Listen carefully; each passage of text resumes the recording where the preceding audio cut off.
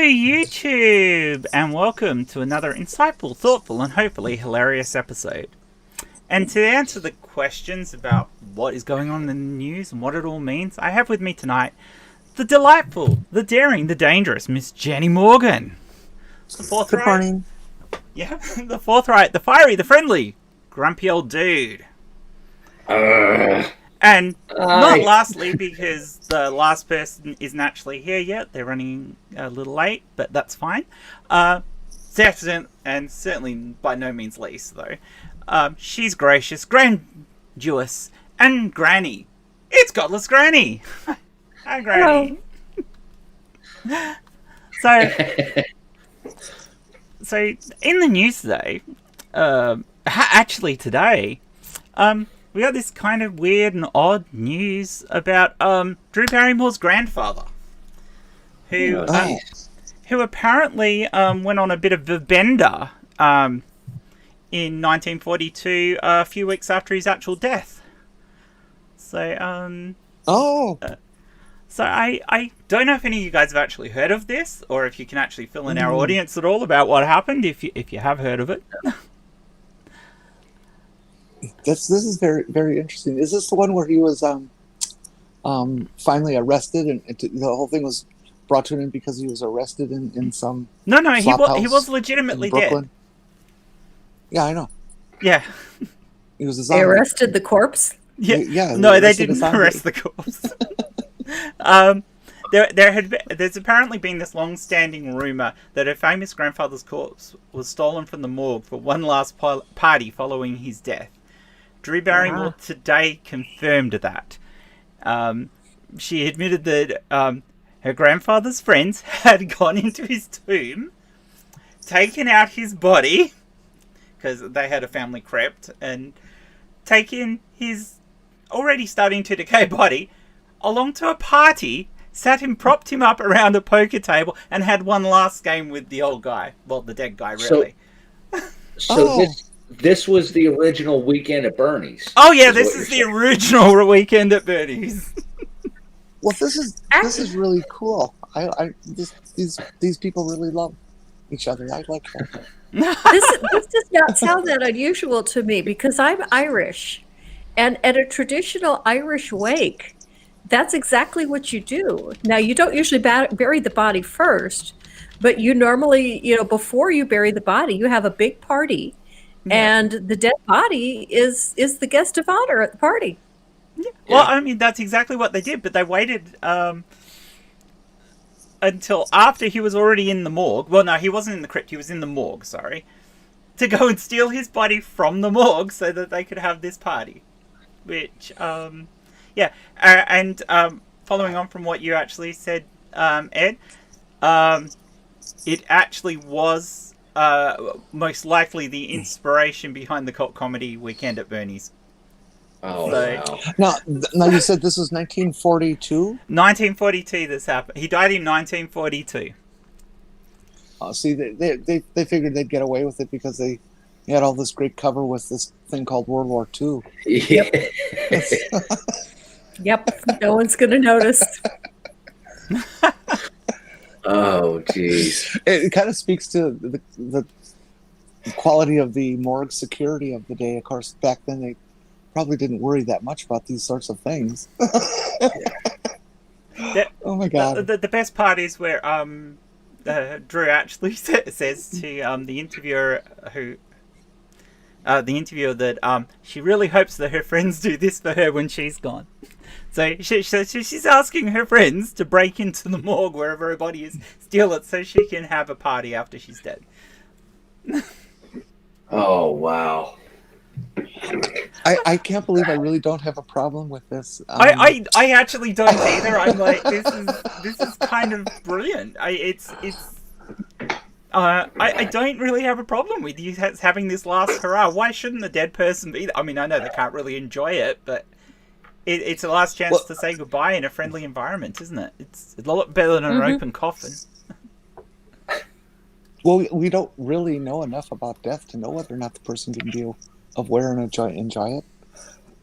We think we're pretty sure that we just drop dead and that's it, but you never know. No, you never know. So that was today's weird news, which I'm rather inspired by. You know, it unlike a lot of our weird stuff that we happen, this is weird, but it's certainly positive.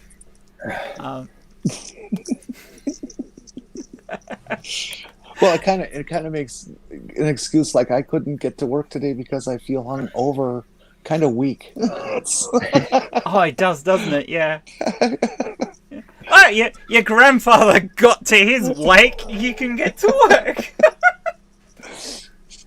I could definitely see me and some of my friends doing that back when I was still drinking. Oh yeah. Yeah, but would that be because you're drinking and not so much because you want to respect the person who died?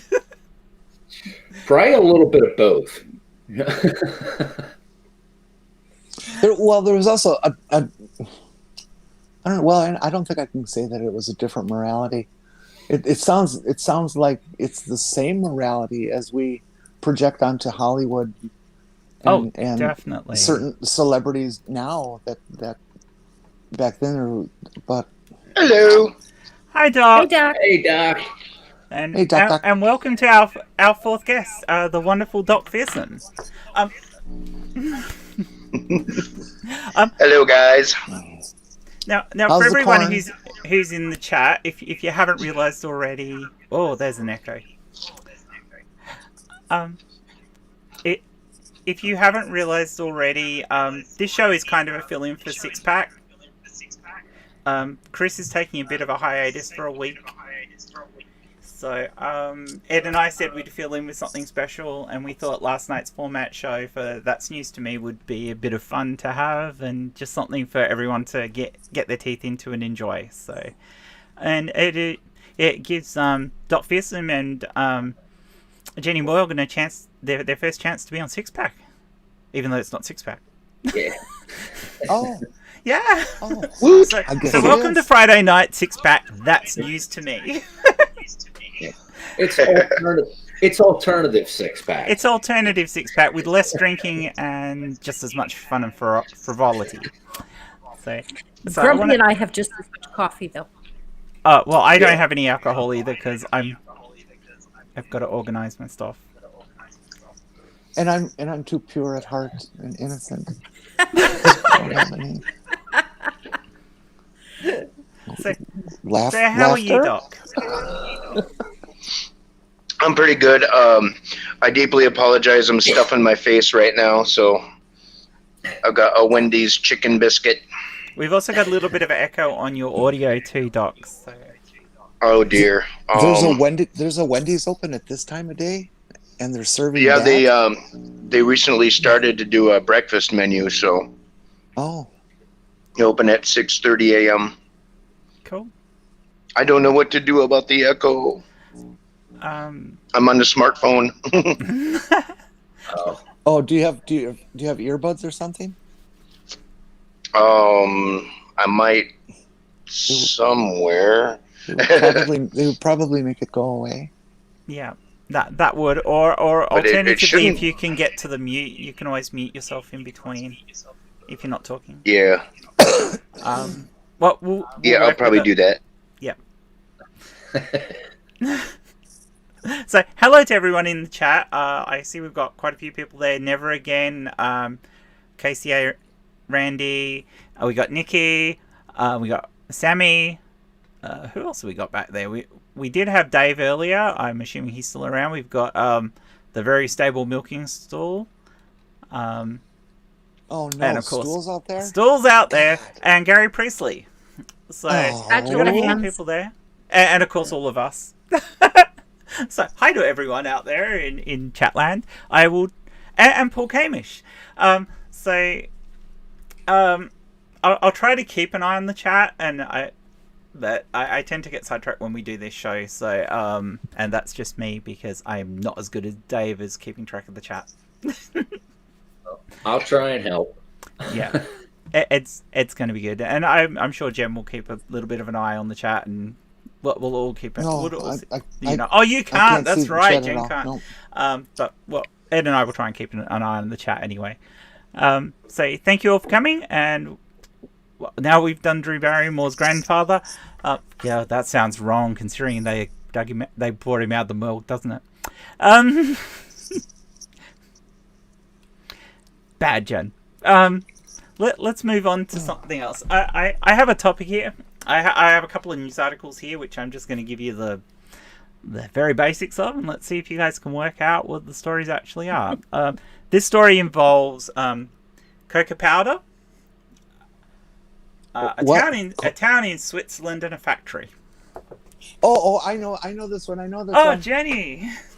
They had some kind of accident or explosion or something at the chocolate factory. I forget which company, and it blew cocoa dust over the entire town, which is perfect for 2020. That the cocoa would come down instead of snow and cover the streets and houses and cars and all that good stuff. You are exactly right there, Jenny.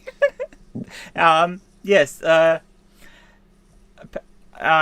In Alton, Sweden, a lint factory, the ventilation system malfunctioned and basically sucked in a whole heap of cocoa powder and spread it out over the entire town. And like you said, it was like it was snowing cocoa powder in this town. You could have gone out and made chocolate snowmen.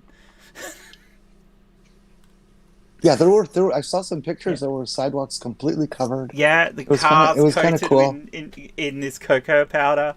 Yeah, it's kind of amazing.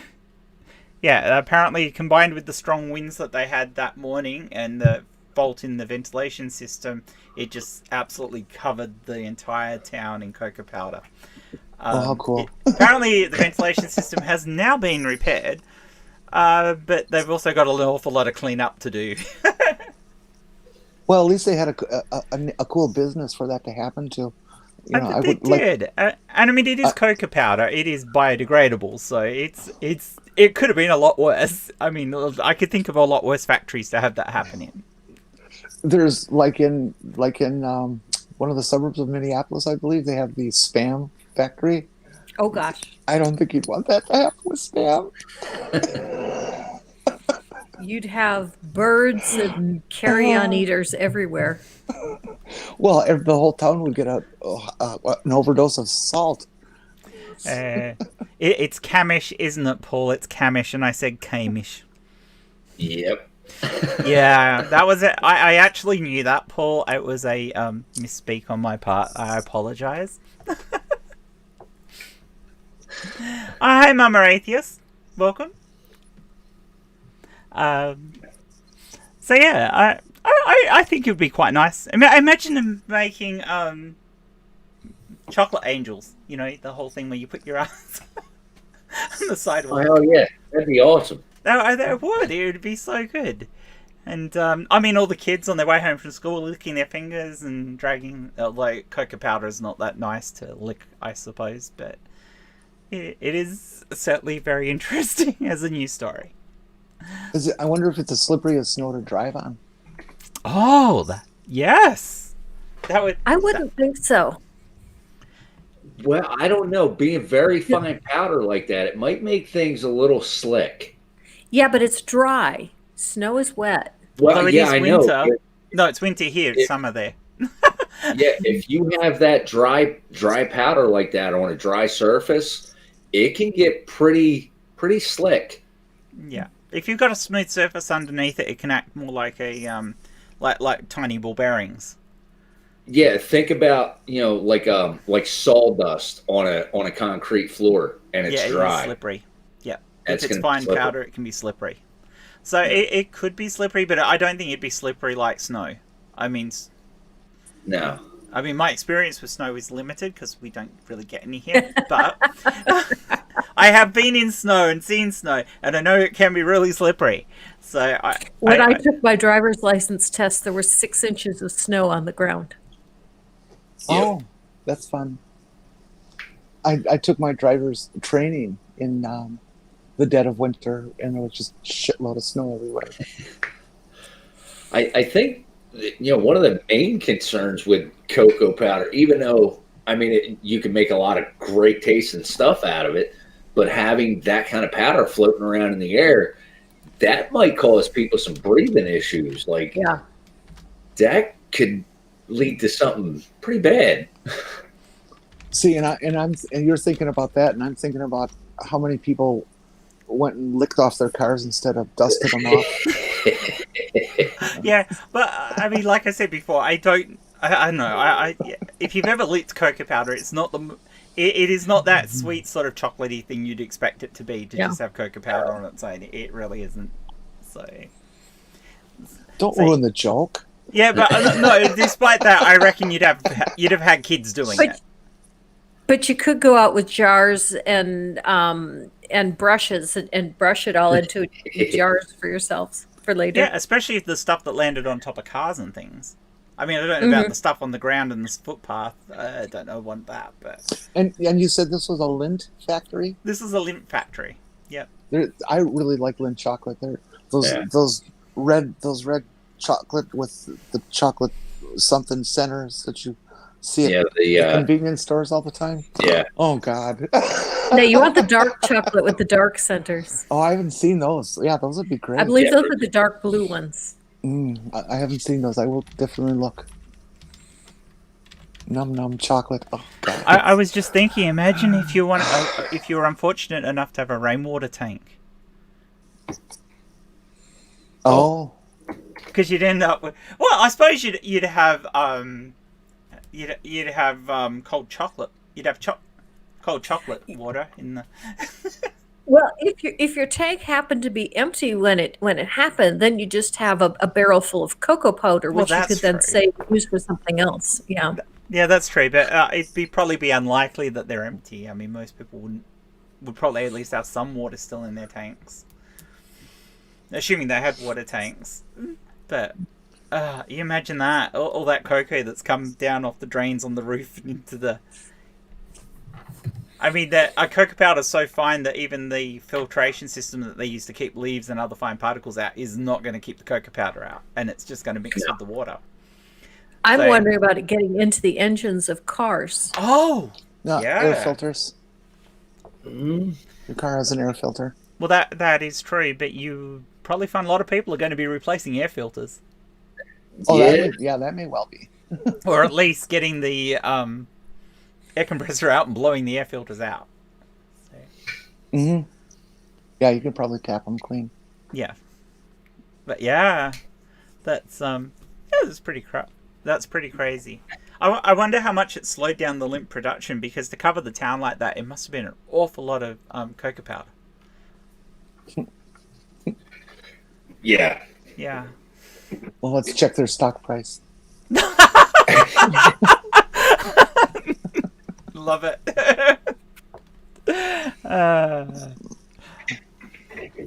All right, I think we've milked this chocolate bar as much as we can. Zing! Zing. So, let's see. It was a very tasty subject. It was. It's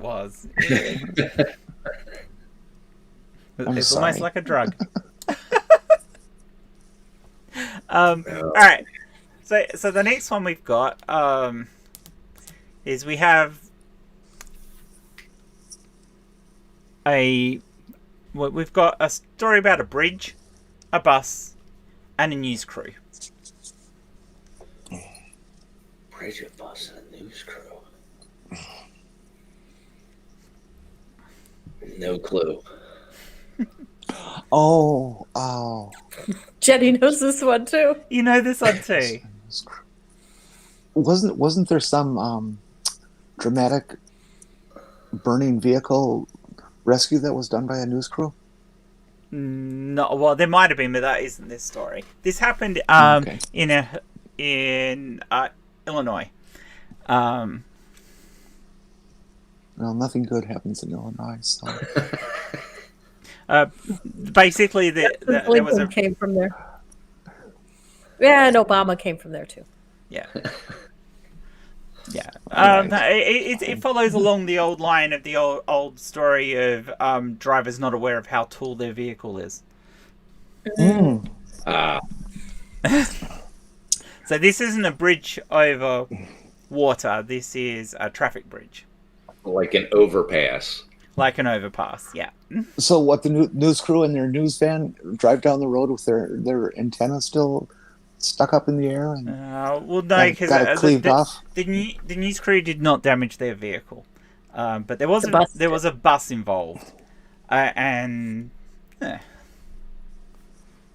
was definitely a news crew. So Hey, Aunt Jer. So I'm going to assume the bus got stuck under the overpass. you would be very, very correct. The bus got stuck under the overpass. The interesting thing about it was this particular overpass had only just been reopened because they'd upgraded it and done work on it, and this bus drove under it and got stuck. So I mean, you do have to wonder if maybe the bus had driven under it in the past, and in the work they'd actually adjusted the height of the overpass. Another possibility is that overpasses are supposed to have a sign on them telling you how much clearance there is. And since they were just working on it, it's possible that the sign was down, and so the driver didn't know how much clearance there was. Oh, that is true. They actually haven't said what the case was with the bus, why the bus hit it, but I find it hard to believe. I mean, I believe the story, but it seems awfully odd that they would have a bridge so low that a standard height bus could not get under it. I mean, I understand some of the high cube trailers getting caught and stuff. well, especially as this was a school bus.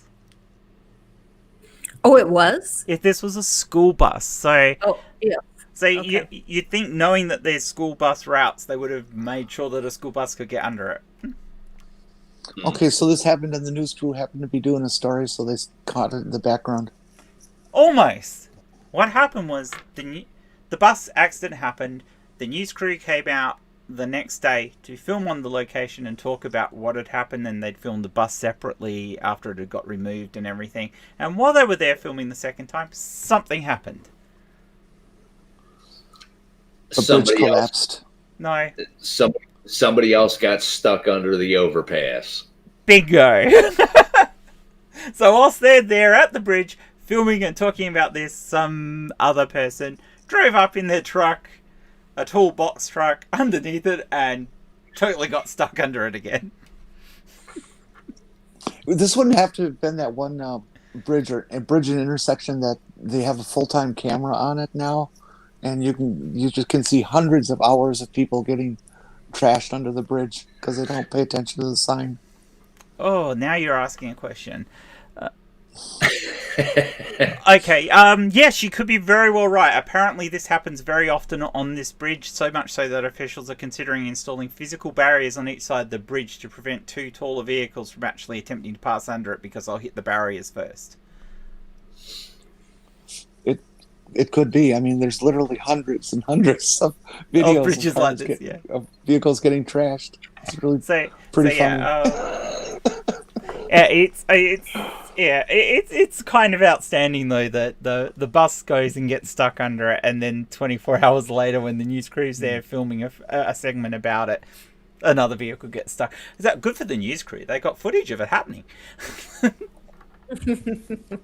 Not so great for the guy who owns the bus. Tells you that the engineering of the bridge is pretty bad. Yeah, my guess is that for some why, when they were working on it, didn't they at least try to make it a bit higher, or put in those blocks so that people would know they couldn't fit under it? It's like, if it's the one I'm thinking of, it's a rail bridge, and you can't just move those because the slope. Well, what I'm thinking is rail it'd be a lot easier to move the road underneath than it is to move the overpass. yeah, you dig the road down a bit deeper underneath. Exactly. Yeah. And again, if it's the same one I'm thinking about, it's this really narrow bridge side to side. It's just very narrow. The whole thing really looks like it should be replaced. Again, if it's the one I'm thinking of.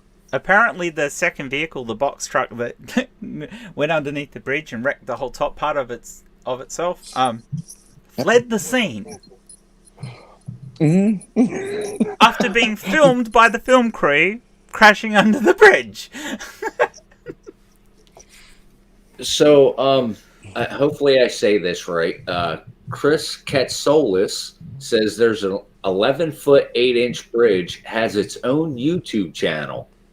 Oh! Yeah, that's what I'm referring to, Chris. Okay, That's right. this Okay. one obviously doesn't have its own YouTube channel because there would have been footage of the first accident, and there isn't. So I'm assuming that it's not the same bridge, but it is definitely a bridge that has had similar things where it's happened fairly frequently.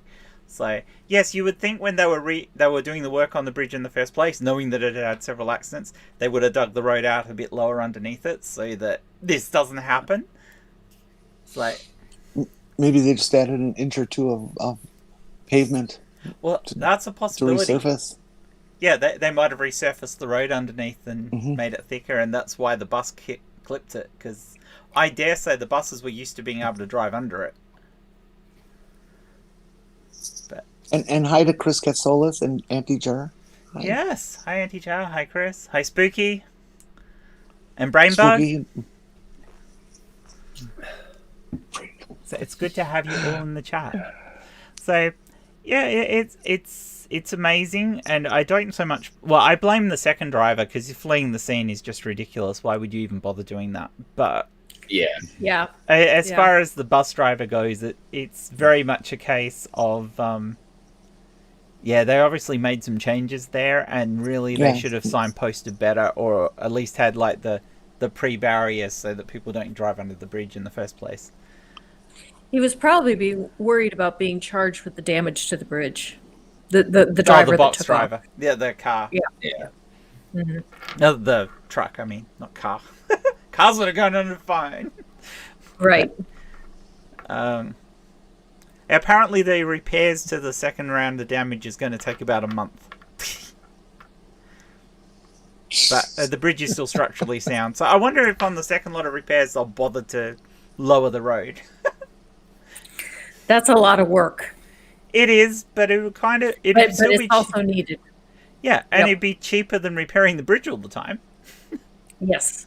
Yes. Well, if you can dig down, Orla brings up a pretty good point. What if there are, water pipes and phone cables and stuff right there? They Well, wouldn't be that is directly true. under the road. They would be off to the side.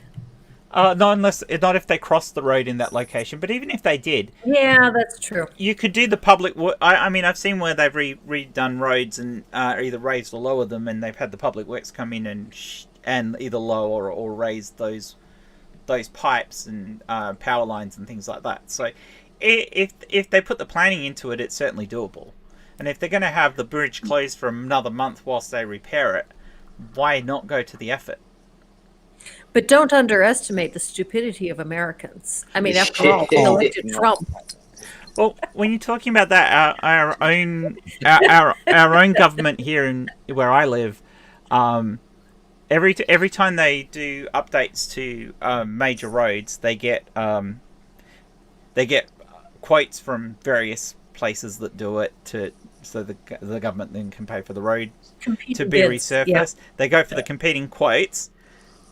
They will, and all the places provide two quotes. They're asked to.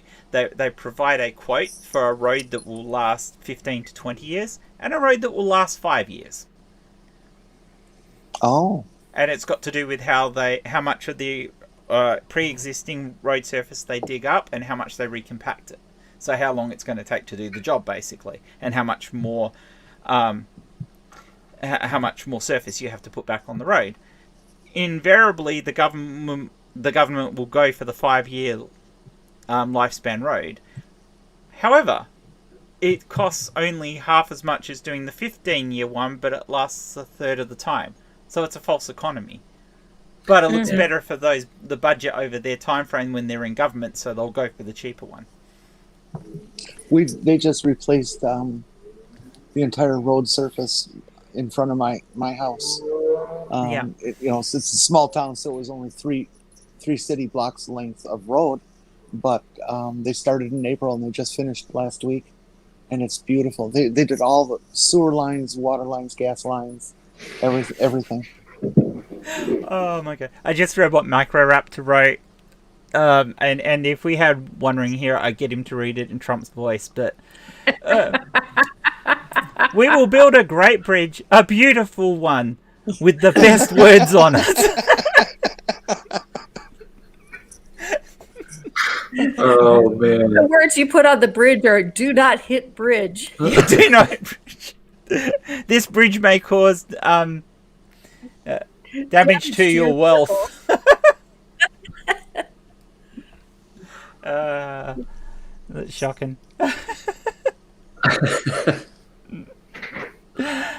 But yeah, it never ceases to amaze me the amount of government waste you'll have for things like this, where they'll happily spend stupid amounts of money where they could just spend a little bit more stupid amounts of money and not waste most of it. It's like, yeah. Oh, sorry, Microraptor. I didn't mean to misgender you. I did not realize, and I apologize profusely. Oh, yeah, okay.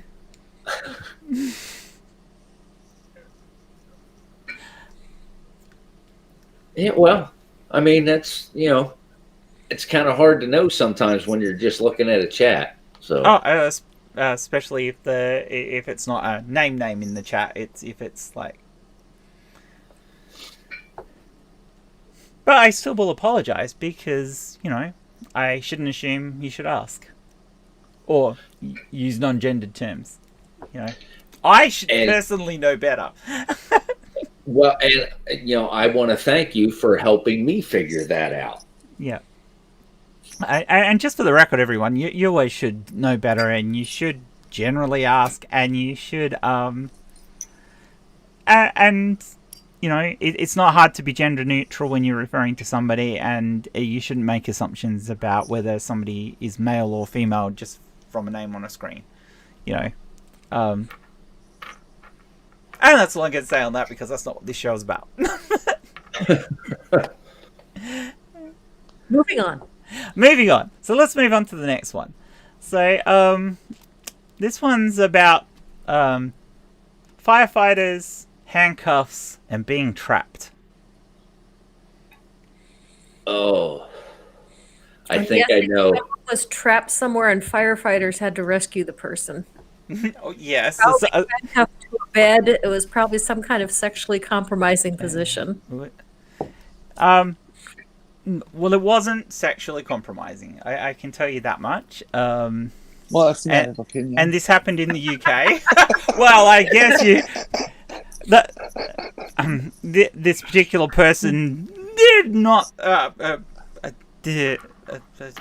asserts that it wasn't sexually compromising. I was looking for the right words and couldn't find them. They were just escaping me. This particular person. Microraptor asked, "What's the safe word?"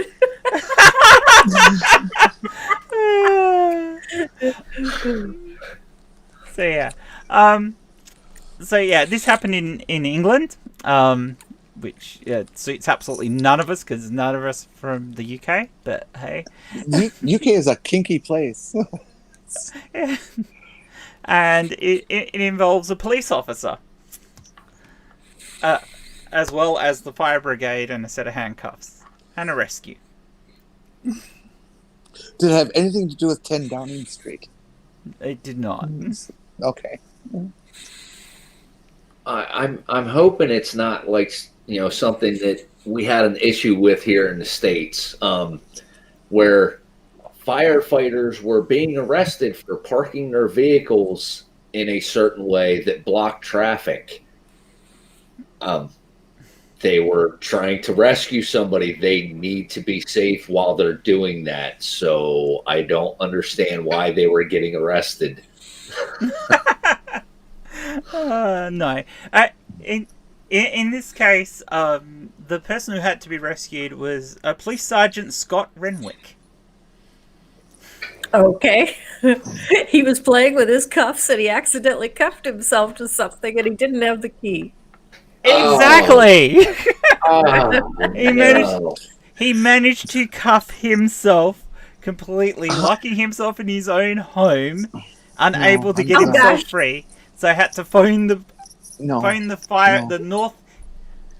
Northamptonshire Police and Rescue Service to come. Well, he tweeted them actually, because police officer, he can do that.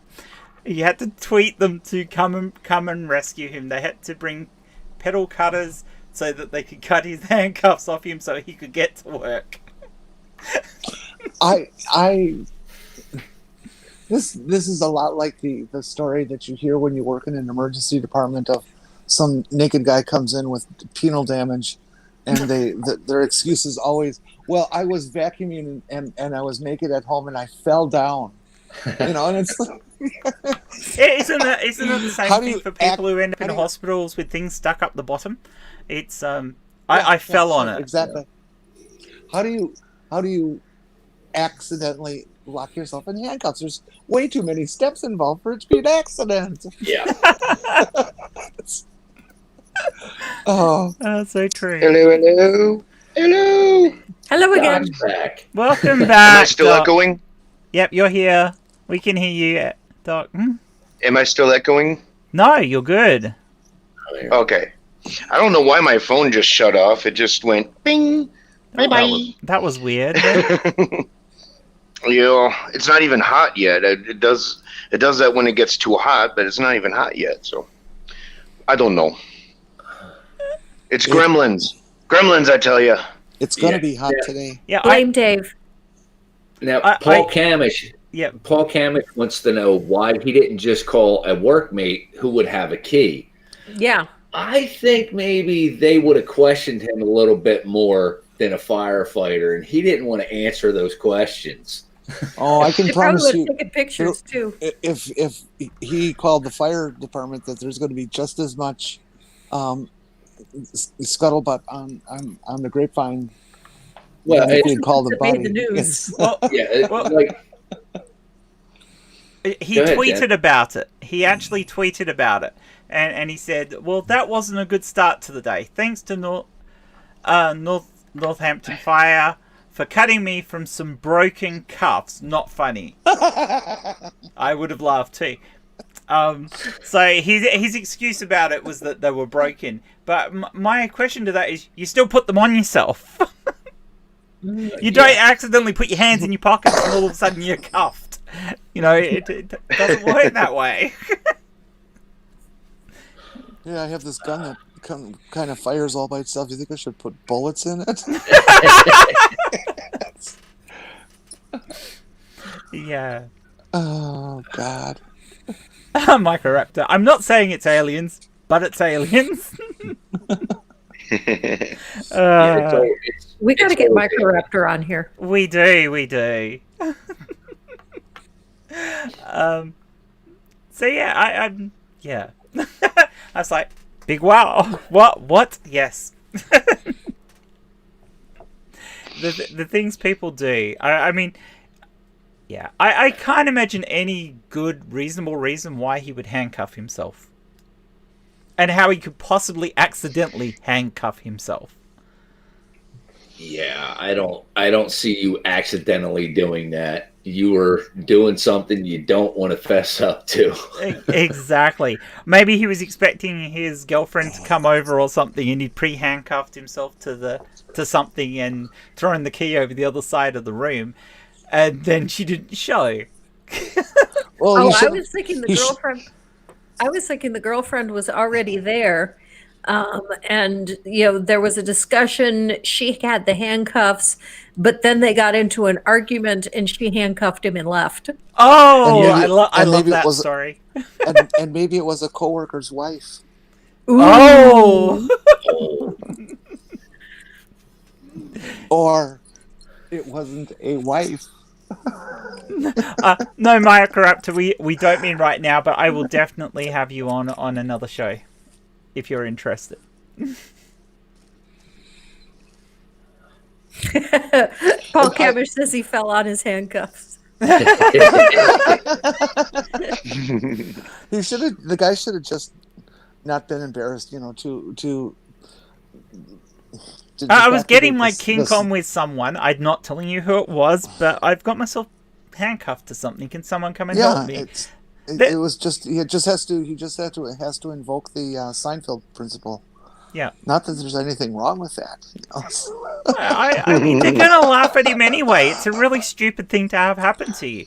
And trying to make up excuses about it actually makes it look worse than what it actually is. Yeah.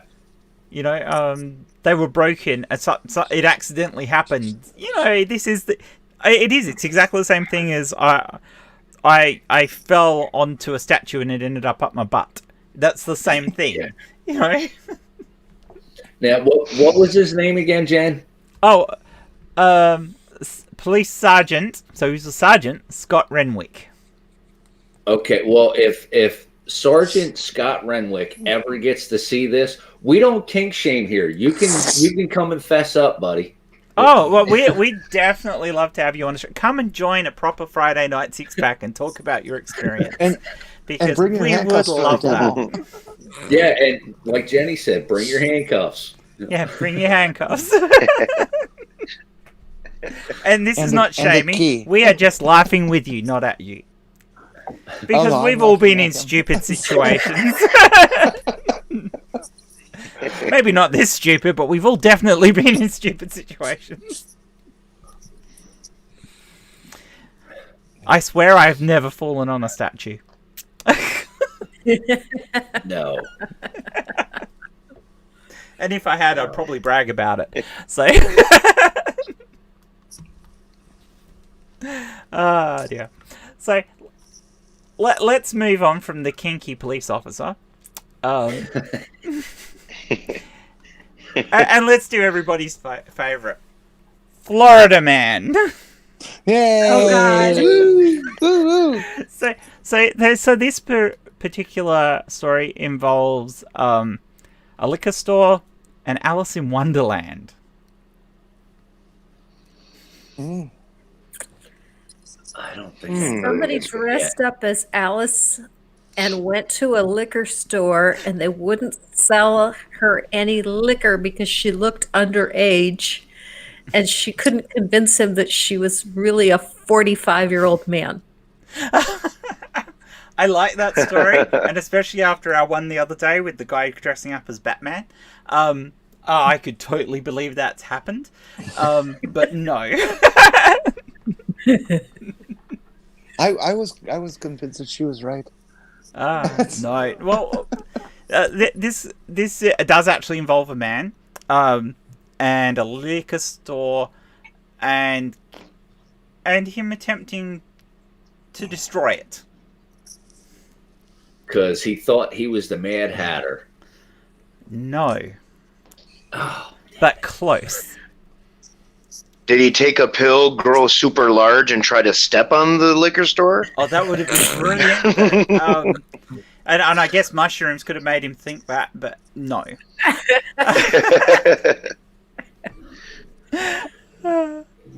This happened in Crestview. And the guy's name was Matthew Horace Jones. Which is a brilliant name, isn't it? Matthew Horace Jones.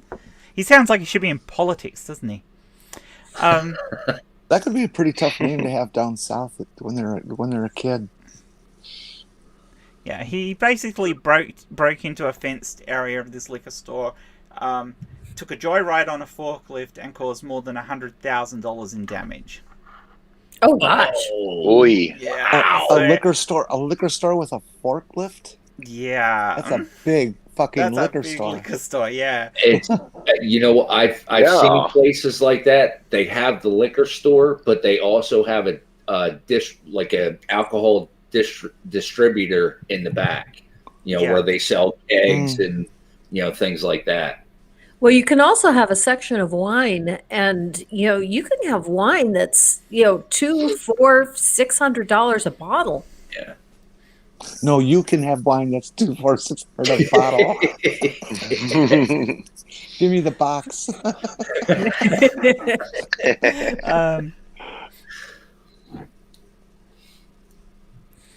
No, Microraptor, it's not Alice in Wonderland is real and a trans man and went to buy alcohol. No. Though I like the way that one's going.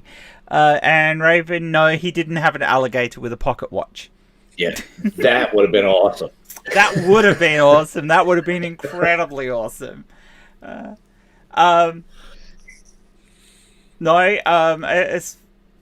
may have been a bit drunk, but The story is more about what he said to police after they stopped him at gunpoint whilst he was driving madly on the forklift and destroying everything. Did he tell them he couldn't be arrested right now because he was late for a very important date? Oh, I so wish he had said that. That would have been absolutely amazing. But no, he didn't think he was the White Rabbit. They probably gave him okay. a DUI for driving the forklift while he was drunk.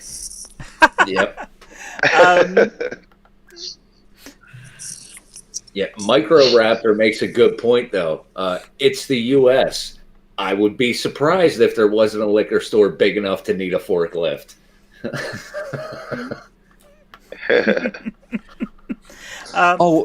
Back home in Milwaukee, there's this one company that has 3 liquor stores scattered about the county. Yeah. Each of which is like 15 to 20,000 square feet. Oh, wow. That doesn't surprise me.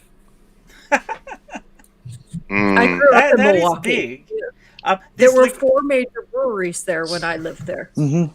I'm talking about the company. I don't know how well you remember Milwaukee, the one that was on Oklahoma Avenue, around 16th, 22nd, something like that. Was it Pabst, Schlitz, Blatz? Yeah, Which one? Gettleman. Oh, okay. He could have actually done a lot of extra damage to this liquor store because it was still under construction when he managed to break in, which probably explains why there was a forklift there as well, because they were still finishing building it and getting all the liquor in and everything. So it wasn't the inventory that he hit? No, it probably was, but they hadn't finished building the liquor store itself. So yes, it was inventory, but it was also other stuff that was there. So that's probably why it got up to $100,000 in damage so quickly, because there was building equipment there as well. Well, liquor is expensive. It is, but much to wipe out 100,000. So is construction equipment. I mean, I could see you got a pallet full of Balvenie Scotch. That crap goes for like $75 a bottle. Mm-hmm. And that's just the ordinary stuff. Yeah. So of course, you wouldn't leave the extraordinary stuff just sitting around.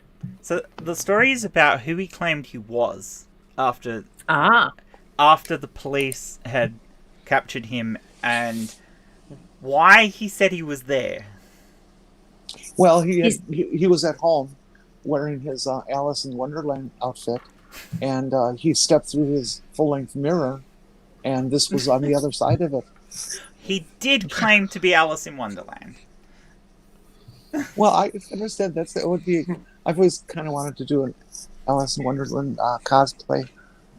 It's a cute outfit. He certainly went to town on playing it. Whether he was, it doesn't actually say in the article that he was dressed as Alice in Wonderland, which would be absolutely amazing if he was, but it doesn't actually say that.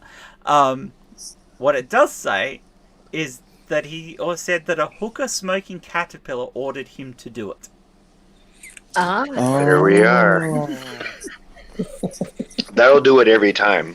Yeah, because apparently building places that sell alcohol is an offence to hookah smoking caterpillars, which I find quite amazing. A caterpillar that wants to spend most of its life stoned out of its brain would have an objection to alcohol. Wow. Oh, and I love Spooky. Spooky goes, was he Tweedledum? No, sounds like Tweedle smart. Oh yeah, it's like, and Chris has said, so 4 bottles of Johnny Walker Blue. The problem with defense like that is instead of getting you landed in jail, it gets you landed in a hospital.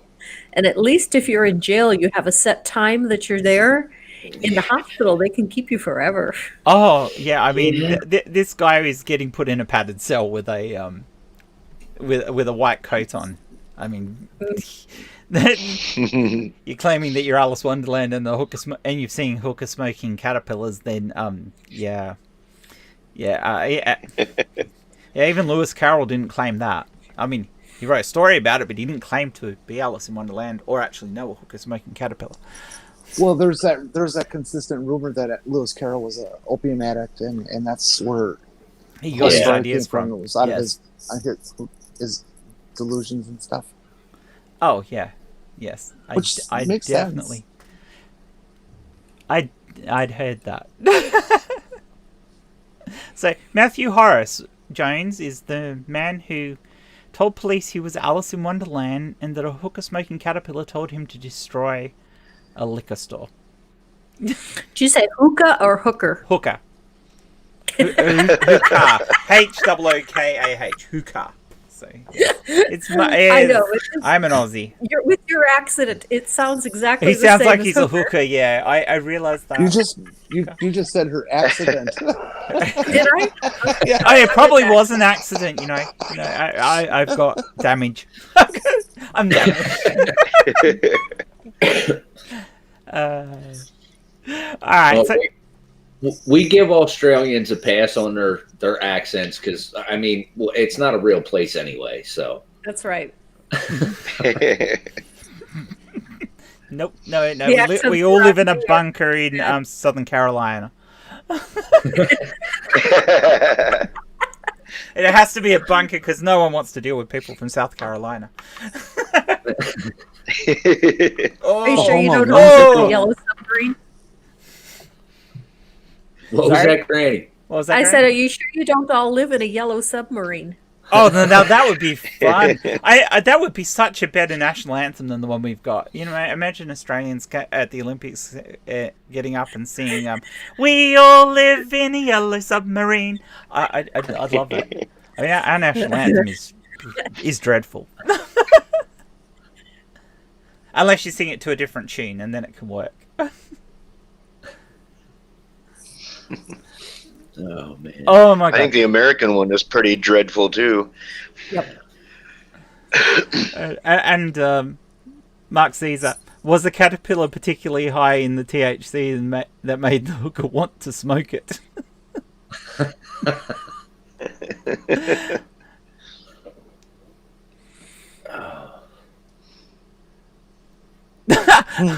Aunt Jer, I used to work in a grocery store, and a man who was suffering some kind of mental illness episode came in wearing only a hat, apparently against his will. Well, okay. One has to wonder who made him wear the hat, and why only the hat. Well, that I was arrested early in the pandemic. I went to the store. I was wearing the mask, but apparently they wanted you to be wearing like a shirt and pants too. That's Should've said just way too demanding. That's infringing on your freedoms, man. Communists. Communists. All right. Given that our panel, everyone on the panel, apart from me as the hostess, is from America, I thought I'd give you a wiki article that's American. So, jeez. Does anyone know what the old state house bill is? The old state house bill. Yep. Well, we have 50 states. Can you narrow it down a little? Hey, it's called the old state house bill. It's kind of iconic, and it's located in Philadelphia.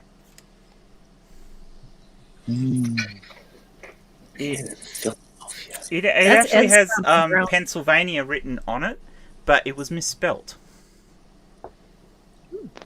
Oh, I don't have any clue. TNCILVNNIA. It's probably from the Revolutionary War era when spelling was not yet set and people could spell words any way they wanted to. It was commissioned in 1752, so you're about right there. Okay. By the Pennsylvania Provincial Assembly, and built in London by the firm of Leicester and Park, which subsequently became known as the Whitechapel Bell Foundry, and was cast with the lettering proclaim liberty throughout all the land unto all the inhabitants thereof. Well, that's the Liberty Bell. That's the Liberty Bell. That yeah. is the Liberty Bell. You are quite right. All right. It was originally called the Old State House Bell, and that's because it was. Oh, on- Bell. Bell. I thought you Bell. said Bill. That's where you have Oh, all sorry. confused. That's me being an Aussie. But would Yeah, you? Fucking Bill. take the marbles out of your mouth. Sorry, I apologize. Yeah, I thought we were talking about some kind of legal thing. No, Yeah, it's I a did bell. too.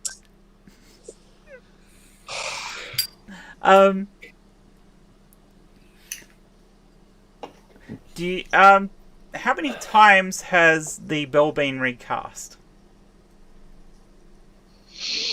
I think I heard something like 3 different times. I was going to guess 3. It was 3. 3. Yeah, 3. The original time and twice it's been recast. Local people, John Pass and John Stowe were the last names to appear on the bill, so they were the last people who were involved with the recasting of the bill. There's some story. It's a couple Some years story ago. behind its cracking too. Yeah, it sounded interesting, but I don't remember it. there's a bunch. One I heard was that it was hit by lightning and it cracked. I'm not really sure how it got the crack though. Yeah. Oh, I heard it was a mixing defect in the metals. Yeah. And then it was a brittle casting. The bill acquired its distinctive crack sometime in the early 19th century. The widespread story about it involves Chief Justice John Marshall, who died in 1835, and when it rang after his death is when it first cracked. Coincidence. Yeah. Yeah. There is a widespread story that the bill. I've lost where I am in this. A widespread story that it became famous in 1840. A story published in 1847 claimed that an aged bell ringer died on the 4th of July 1776 upon hearing the Second Continental Congress vote for independence. So the guy died on the July the 14th, of course, Independence Day. It's apparently not true. It's a tall tale, yeah. But it sounds nice. Yeah, it wasn't signed on the 4th. No. Apparently, never again got to finger the bell as a child. Oh. Nice. Ooh. In its crack? Did you finger it in its crack? Yeah. Yeah. The bell was used as a symbol of freedom during the Cold War, and Philadelphia allowed the National Park Service to take custody of the bell, although they retained ownership.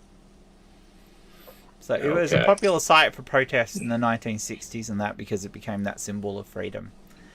It was moved from its longtime home in Independence Hall, which is, I guess, why it was called the Old State House Bell, because the Independence Hall was probably... It was the State House? It was the State House, yep.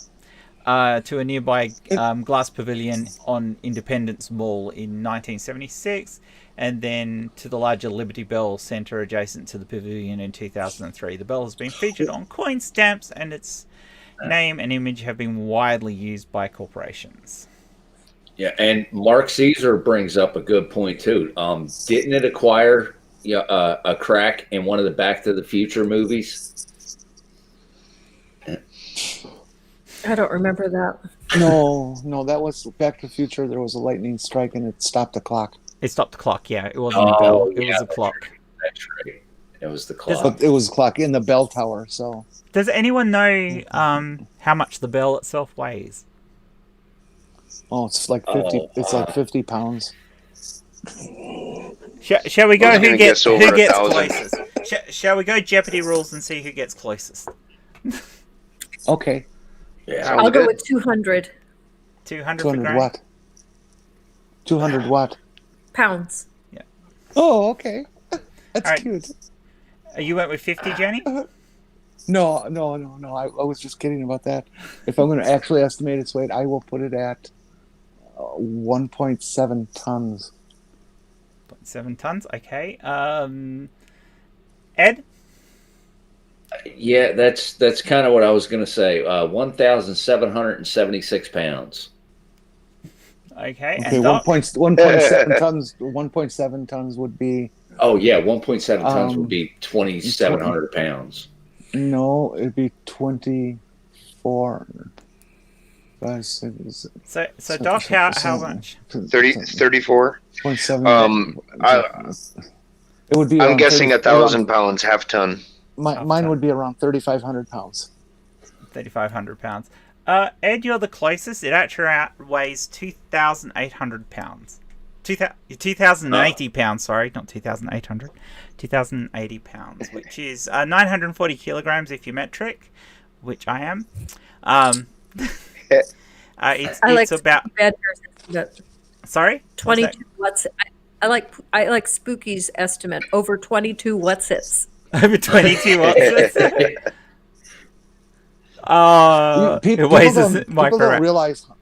People don't realize how heavy metal is.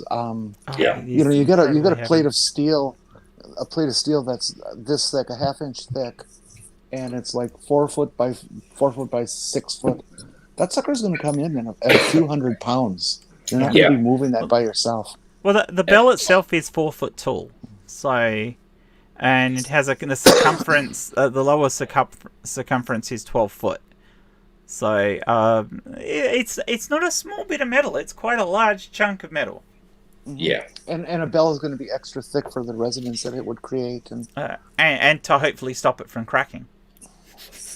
Well, that's a resonance issue, you know. Yeah, the resonance of the metal versus its casting, such as life. So yeah, an interesting bit of your history over there in America, the Liberty Bell.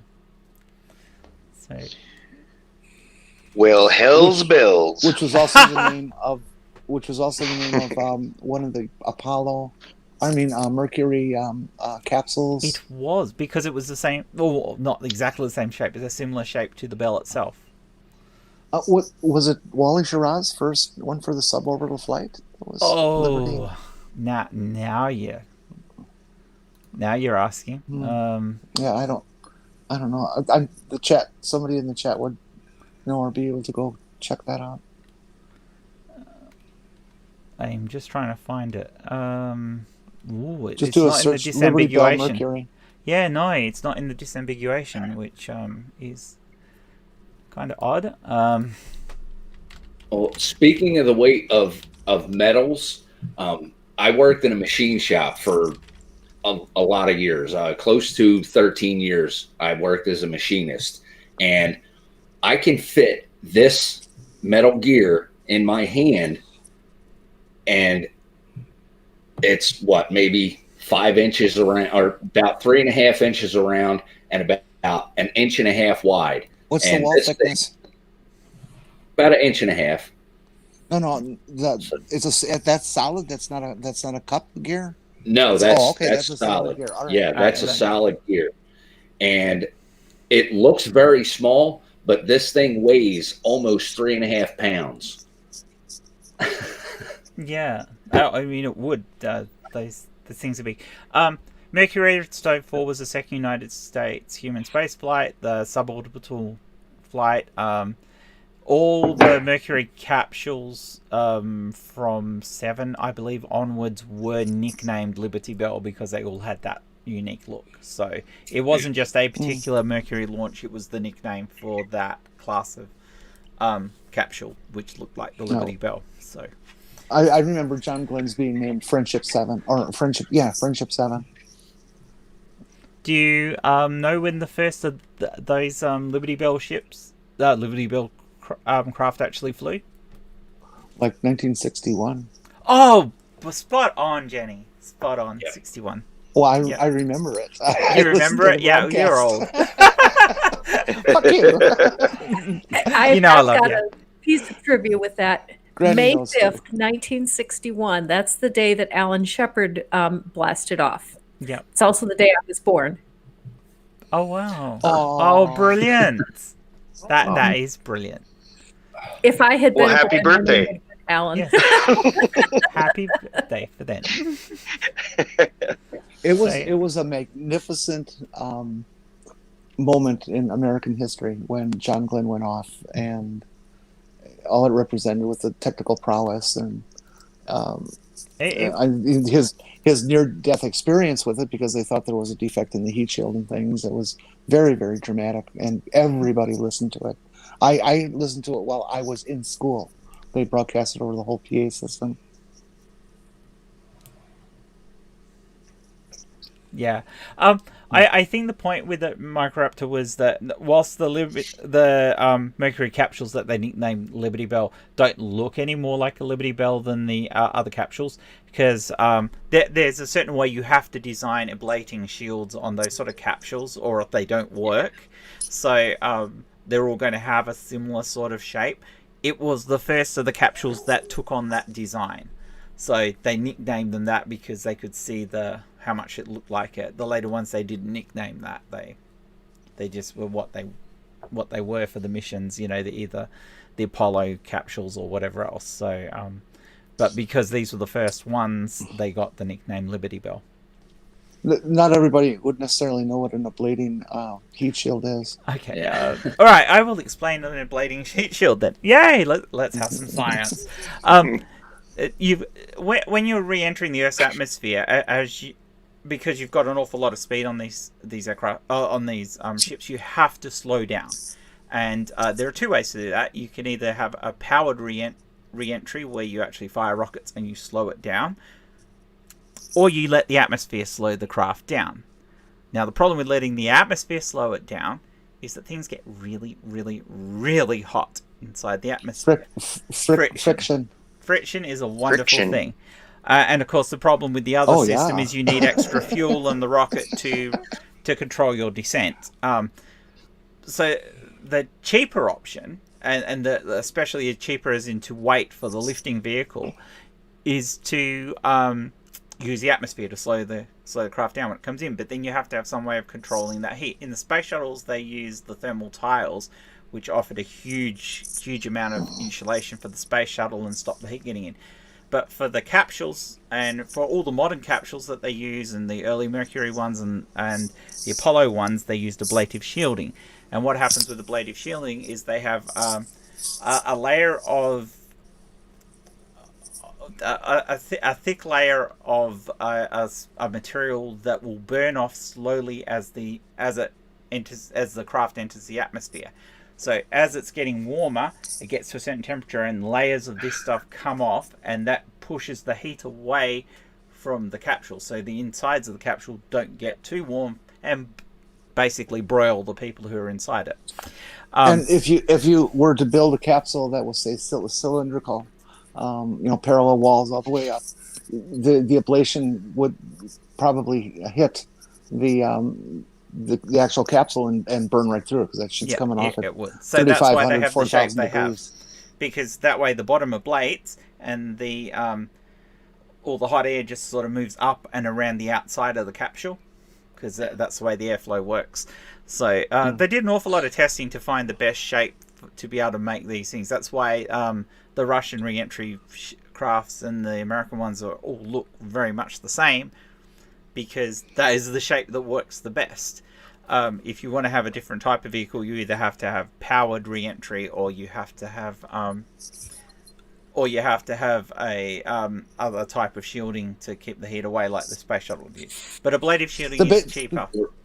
The basic theory is that in an ablative system, once the protective metal goes through stages red hot, white hot, it's useless. It's not going to do any more heat protection because it's at its maximum temperature. So if it sloughs off, now you've got fresher, younger, cooler material underneath that is now exposed and able to do the job. Yeah. So like Mark Caesar said, instead of using KY, they use NASA jelly. Yeah. Usually it's a carbon-based polymer paint that comes off in layers. It's very thick, but I mean, there's an awful lot of layers of it. They're usually several inches thick, the ablative material, and it's painted on in layers, so it will come off in those layers.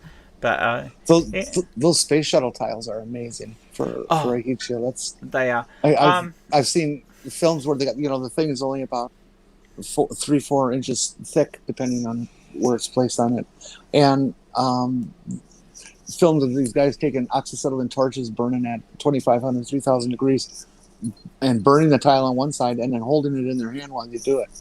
Yeah, because it just stays cool.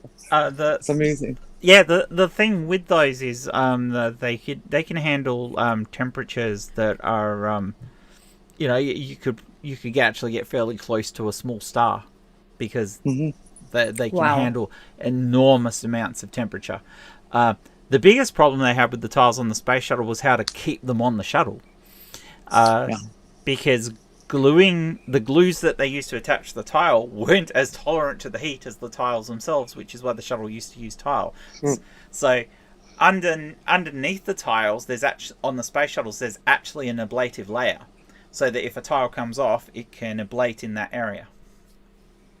So for a limited amount of time. But usually that's enough to protect it on re-entry because it's only a small area and the rest of the tiles are absorbing the heat. So, but if you lose too many tiles, that's where you have accidents on re-entry. Well, Dave had a question, but I think he did get an answer. His question was, how many inches can the atmosphere take?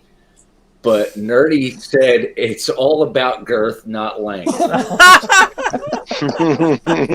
I love it.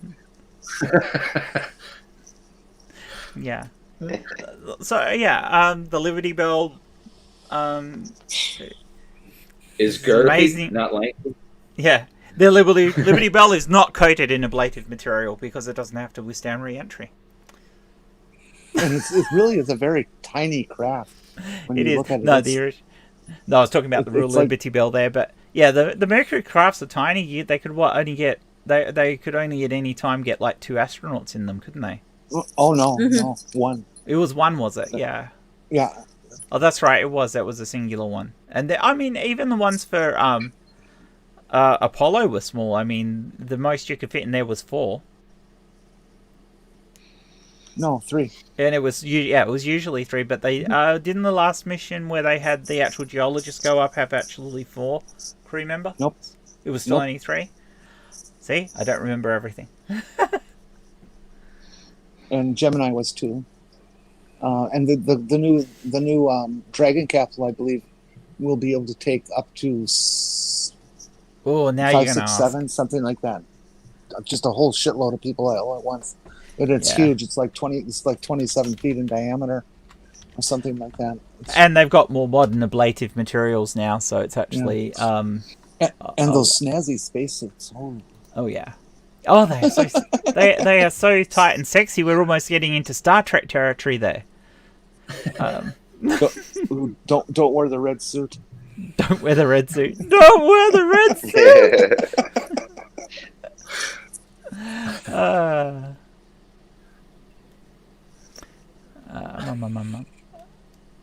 Okay, so the dragon the chat has got a completely different direction. Yeah, have they? Oh, they're gone down Teflon coated penises and mushroom dick orbiters and ablative contraceptives for all. Now, there's an interesting what would be the point of an ablative contraceptive? I mean, especially if you're talking about a type of condom, it would just fall apart through friction. What would be the point in that? Or are they talking about something? Friction is the point in that.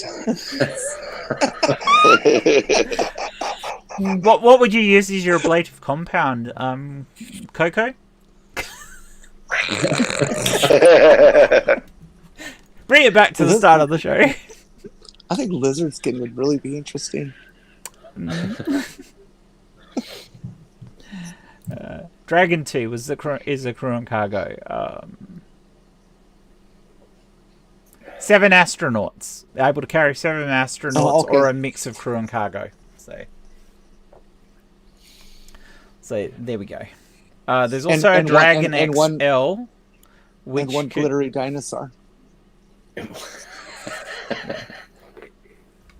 One glittery dinosaur? Oh, we're sending dinosaurs into space even though we don't have them anymore. Sure we do. We call them birds now. Oh, that's true. We do too. Because you can't evolve out of your clade. Oh, man. For all those Christians watching, you can't evolve out of what your species were originally. You are still that. You don't lose anything. On the path of evolution, you don't lose stuff. You're still eukaryotes, every single fucking one of you. It may recede and not perform a contemporary duty, but the remnants are still there. Yep. So, that pretty much brings us to the end of everything.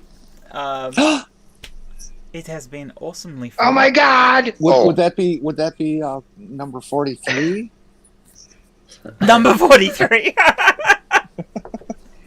42. It's 42.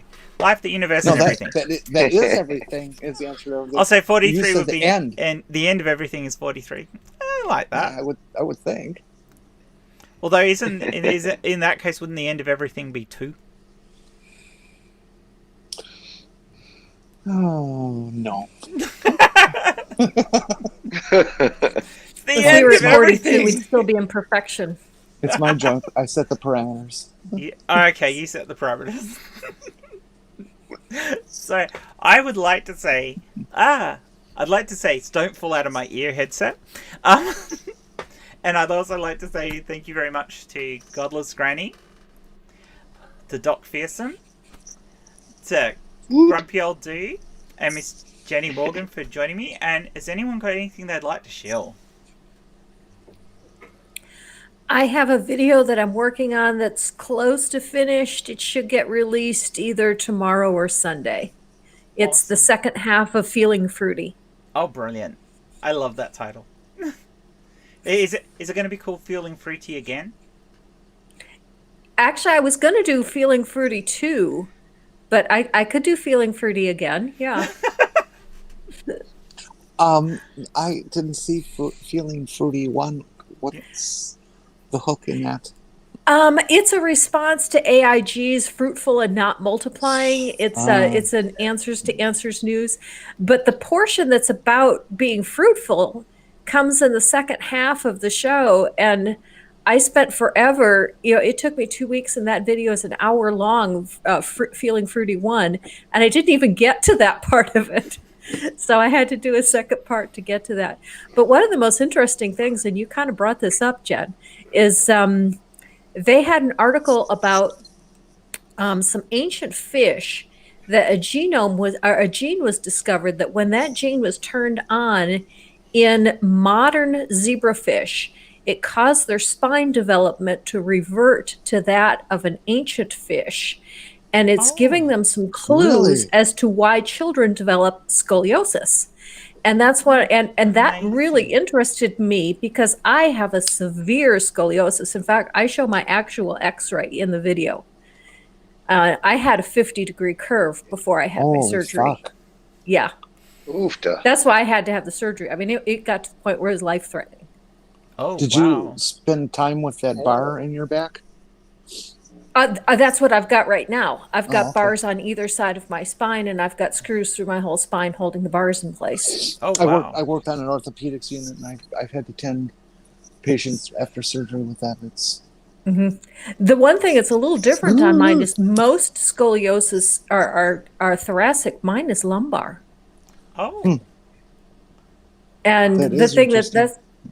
and that's why I have even less movement because I can't move my pelvis at all. It's completely immobile. Yeah, that makes it an awful lot harder. It makes it awkward sitting too. Oh wow. Yeah. the wounds I dealt with were external rods, where they just have They sunk posts into your spine, and then they come up through No, the I skin, have internal rods. the rod is actually on the outside of the body. So the Yeah, person yeah. is laying on their face for Now I did weeks to recover. Yeah, when I was a teenager, I wore a Milwaukee brace, and I wore the brace for about 6 years, Hmm. and I was good for a while. But as soon as I started getting toward menopause age, my bones started deteriorating, and the scoliosis got a lot worse. So I would assume you're on Oh. HRT then, Granny, to help with the bone No, deterioration. No. mm-mm, Why not? mm-mm. I would have thought that would have made sense because that helps to protect you from bone deterioration. I don't know. I'd be asking I my actually doctor. don't. I don't have that much osteoporosis, but it was just enough that the scoliosis started going again. Yeah. Still. Wow. Oh, I'm sorry to hear that. That's Yeah. I knew you'd very had annoying. I knew you had the scoliosis and you'd had the spinal fusion, but I didn't realize it was 2 rods, and I knew it was low in your back as well. So. Yeah, yeah. If you watch that video, you can see my pre-op X-ray. I think I will. That's interesting. So Ed, what have you got coming up? Not a whole lot. Later on today, I'm going on Discord with Puck. Not sure, what that's going to be. It's, no video or anything. Not even sure where he's putting that, but I'm doing an interview with Puck. Hopefully I'm going to get things together around here and start doing interviews on my channel again very soon, because I do have a second monitor finally. Somebody was nice enough to sell me one very cheap because they didn't need it or want it or whatever. So, yeah. So I do have a second monitor set up, and Amber's home. Amber is doing much better. She's working full time back at the office, which wow, sucks. Yeah. They went back to work at her office, so I don't get to spend all day with her. But I do have, thanks to my buddy Jay over at the Nevermore Tavern, I'm shilling his merch. Check that out. He gave me a very good idea earlier this morning.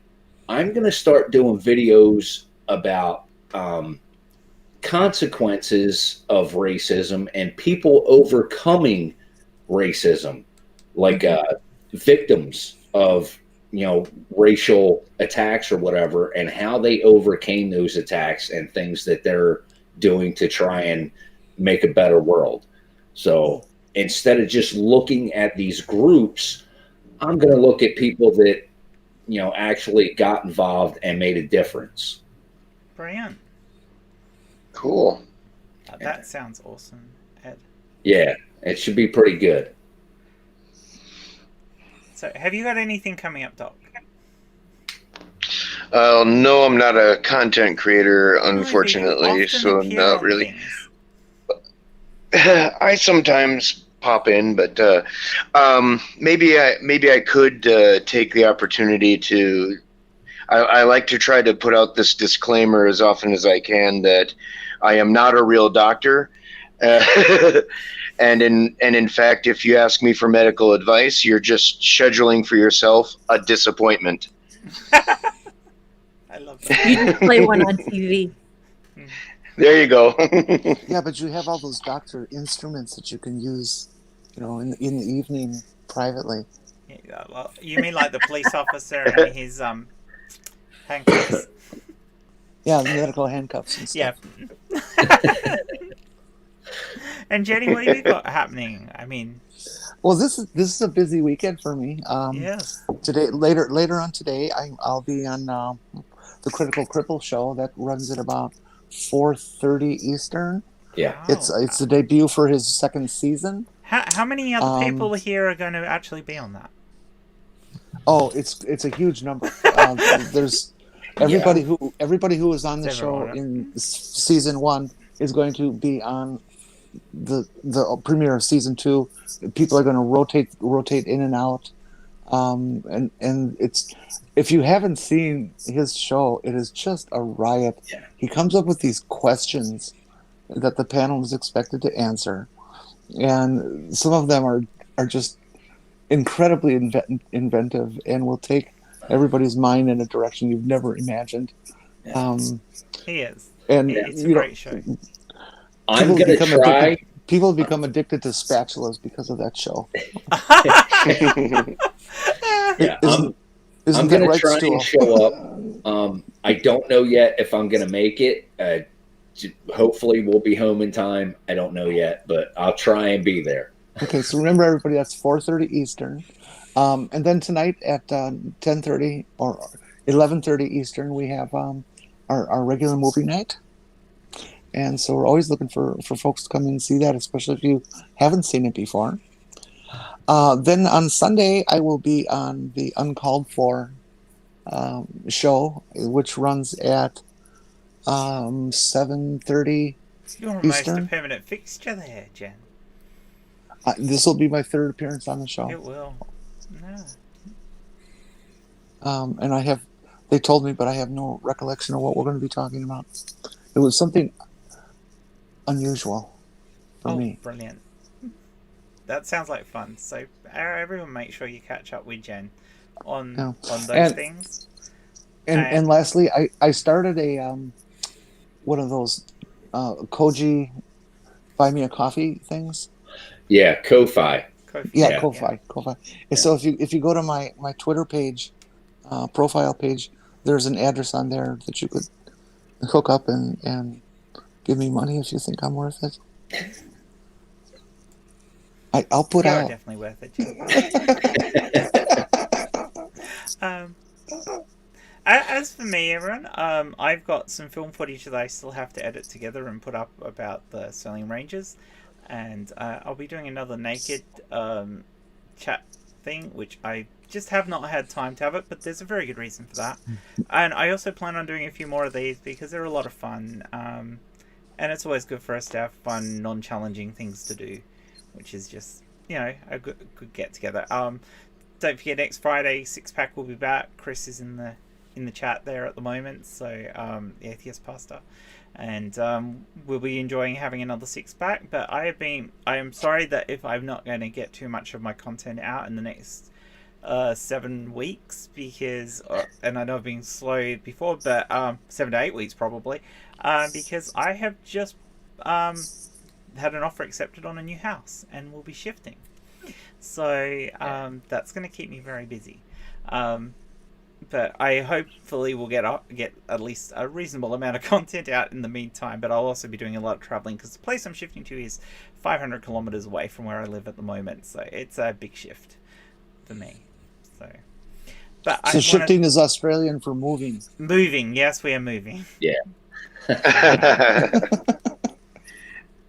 So I want to thank you all again, all my guests, Granny, Dot, Ed, and Jenny. You guys are amazing. In case anybody was wondering, Jenny's going to be pretty much a permanent fixture on this show. She is, as long as she's available, she's always going to have a spot on here. I think Ed actually wouldn't mind being fairly regular as well.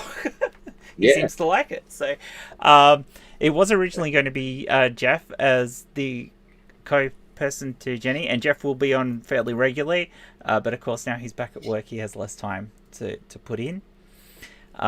So that's... Yeah, in England, the postal people are going back to work. Yeah, they're going postal again. They're getting fired.